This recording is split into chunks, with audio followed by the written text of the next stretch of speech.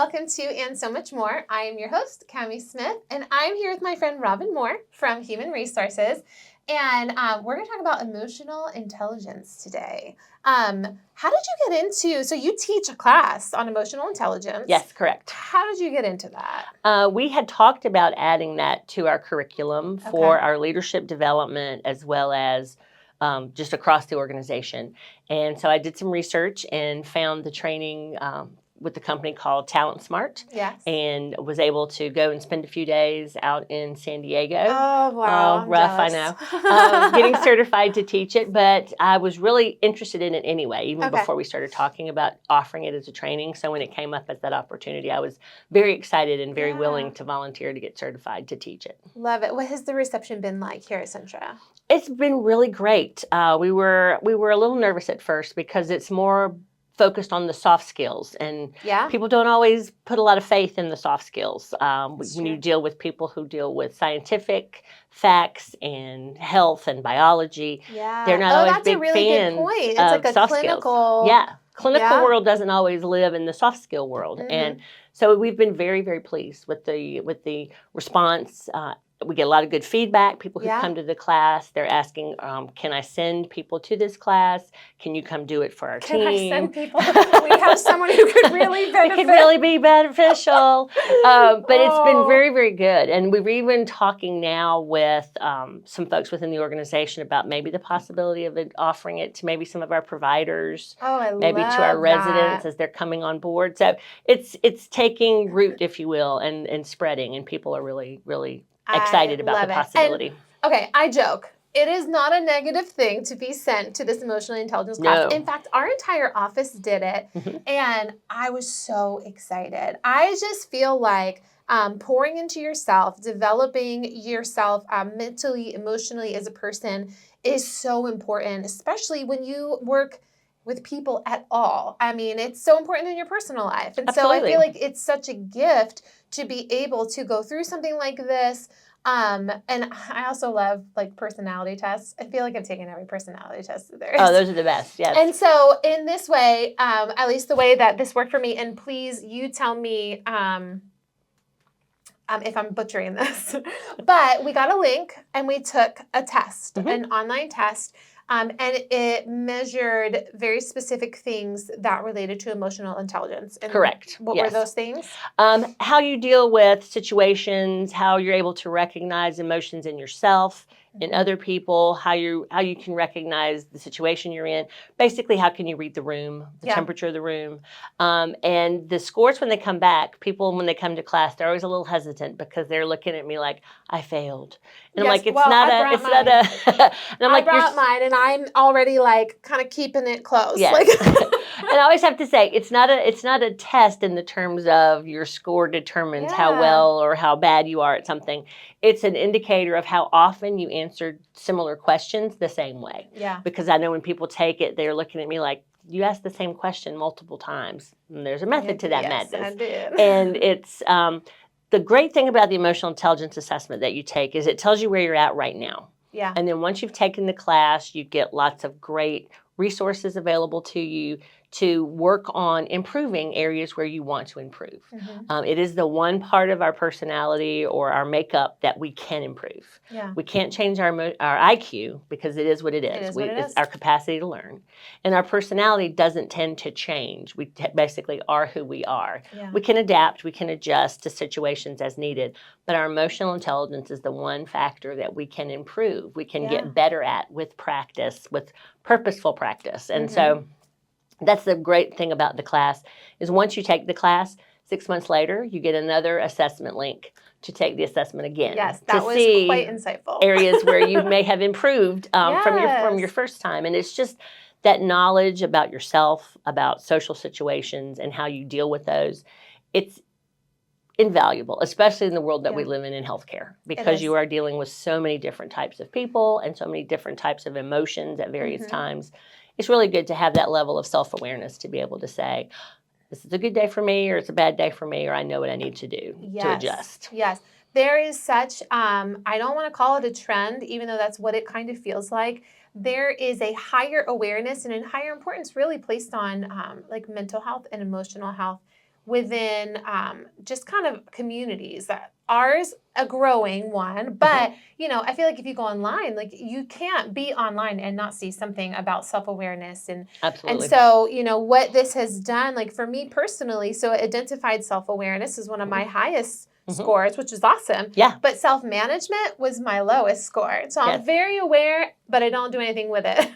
But that was so helpful for me to take a step back and take a look at myself realistically and some of the resources. I went through some of the resources that were provided, and it really raised that score for me, which was so interesting to see 6 months later that there was an impact here. Yeah. And so when I think about this, for those who are watching this who maybe don't work at Centra and they don't have this as a resource necessarily, from what you've learned from this, like what knowledge would you impart for the general public as it relates to the importance of emotional intelligence?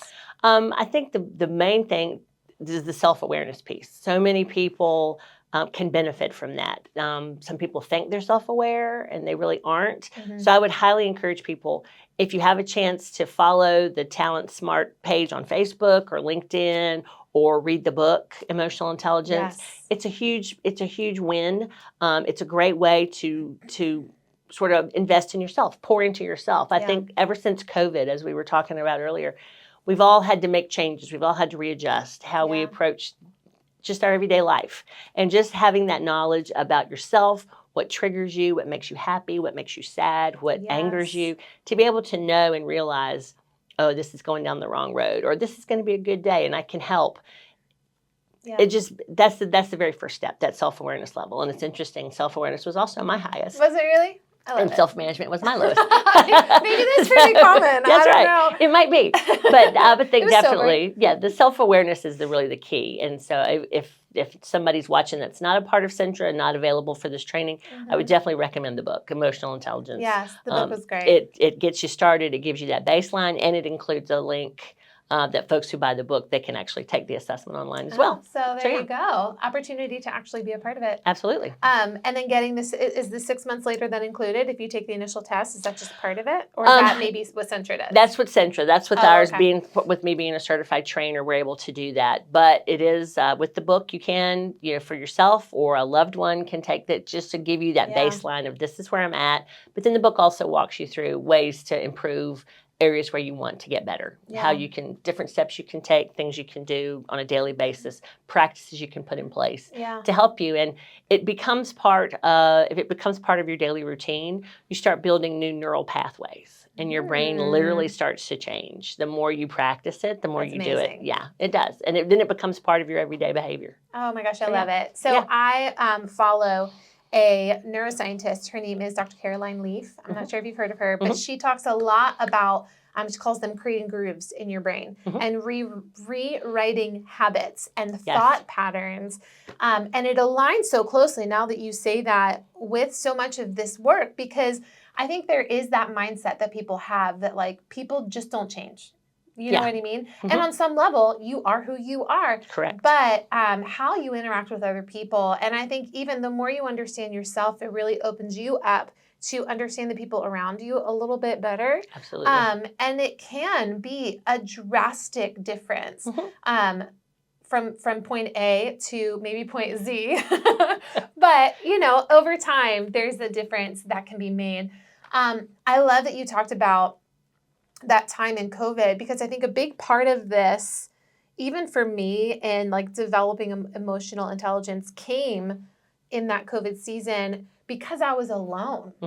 So many people are never alone. Yes. And when you are alone and quiet for prolonged periods of time, you start to ask those questions that you really just mentioned before, like, how do I feel about this? Why am I angry? Yes. Like questions, it's almost like the things that you do go and talk to a therapist. Like, I love my therapist. Go to therapy. It's amazing. But asking those questions of yourself before you even get to the point where you can talk about that with someone else, I think is so important. A huge part about being self-aware. And then you work on the self-management. Self-management piece, yes. Which is a journey. Yes, it is. But then the relationship management is also part of the emotional intelligence. Yes. How you relate to other people, how you manage your emotions, how you react to and recognize their emotions. Mm-hmm. And I think we missed that piece in COVID because we were alone. And Yeah. so now it's having It was to, hard. after COVID, it was readjusting to be back in office settings or being around people where you're used to doing your own thing, and now you have to readjust. And so it's another big part of the emotional intelligence piece. How do I manage this relationship, but also the social awareness when I'm back in a crowd of people or in an office setting, to be able to read the room and understand if somebody's having a bad day, if somebody's, you know, struggling, can I help if I'm struggling? And it's just all blends together so beautifully when it all comes together. Yeah, it really does. I think specifically, so with your role in HR, and you do a lot of the orientation, you do all the orientation. All the orientation, yes. And so having something like this available when you're switching roles, whether you're switching roles within an organization or if you're transitioning into a completely new organization, I think this could be so vital because you carry along beliefs or even behaviors and things that maybe weren't okay, but you were led to believe they were, but you bring all that baggage into your new place. Yeah. And having something like this to help you pull that apart and really label some things, I think, is invaluable. So thank you so much for the work that you do. Oh, well, you're welcome. It was wonderful to go through the class. We were talking earlier, and our whole team went through this class last year, I believe it was. And so we all did the tests and got the all of the, I don't know, what would you call all this? It was like a whole packet. There was a book and there was this. And but then I didn't get to go through the class with my team because I think I was on PTO or something. And so I got to go through with some strangers. But it was very cool because we were all in very different positions around the hospital. And I learned so much about really even Centra. I learned so much about these caregivers that I don't work with on a daily basis, who do very different work than I do, whether it be clinical or IT or, all of the things. And so it was very cool. It kind of brought some walls down because it's very vulnerable to talk about yourself. But when you're doing it in the safe space that you've created in this class, where that's what you're coming to do, it almost takes the heat off of the fact that you're sharing about yourself. Yes. Because we're here, we're there to do that. Exactly. So yeah, it was very cool. Have you enjoyed teaching the class? I mean, it was a blast. It is one of my favorite things that I teach. It really is, because it is so foundational, and it's to see people go, oh, you see that aha moment. But it is, and that's one of the things in class that we stress. Lean into your discomfort and be open and honest and candid, because we're all here for each other. And this is a safe space, so you can talk about what's bothering you. And I always encourage my classes too, if you don't buy into it, let me know. Push back on me. We'll have that conversation. I love that. So, have you had many people be like, what is this? I really haven't. They'll come in with that sort of attitude, like, why am I here? And what is this? And the soft skill stuff. But then by the end of the class, they're believers. They're believers. They're like, oh, wow, I didn't think about that. All of a sudden, they're following you on Facebook. Yeah, and they're like, connect, LinkedIn, connect. And I'm like, sure. I love it. But yeah, so it's one of my favorite things that we offer to the organization. And so my hope going forward is that we're going to open it up to even more caregivers across the organization, because it is such a valuable training and such a valuable knowledge to be able to take with you into your role, whatever it might be. Yeah, well, it was extremely valuable to me, so thank you so much. Glad you enjoyed it. And those of you who are watching, if you haven't taken this class, or if you don't work at Centra, you don't have access to this class, like she said, TalentSmart EQ, go find them on Instagram, go find them on Facebook. There are some just great, I call them nuggets. Yes. Some great nuggets that are so applicable. And then the book, if you get the book, there is a code in there for you to go ahead and take the test. Yes. So Robin, thank you so much for coming on. Absolutely. Thank you for having me. I enjoyed talking about it. And thank you guys for joining us on And So Much More.